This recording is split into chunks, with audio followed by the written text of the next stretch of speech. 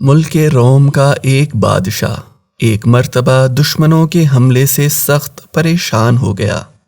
اس نے ایک نیک عالم کے سامنے اپنی پریشانیوں کا تذکرہ کیا اور کہا، مولانا، دشمن نے ایک قلعہ اور شہر کے علاوہ کوئی چیز میرے پاس نہیں چھوڑی۔ میں نے بہت کوشش کی کہ کھوئے ہوئے علاقے دشمن سے چھین لوں، لیکن افسوس کہ میری کوئی تدبیر بھی کارگر نہیں ہوئی۔ اب دن رات مجھے یہ غم کھائے جا رہا ہے کہ میرے بعد میرے بیٹے کا کیا ہوگا۔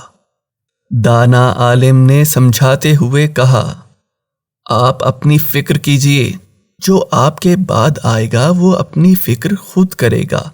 آپ اپنی عمر کا بہترین حصہ گزار چکے ہیں، اب تو آخرت کی فکر کرنے کا وقت ہے۔ کم از کم اب تو آخرت کی فکر کیجیے۔ ملک، دولت، حکومت سب فانی ہے۔ ہاں، جو نیک نام چھوڑا، جو نیک کام کیا وہ تا ابد ساتھ رہے گا۔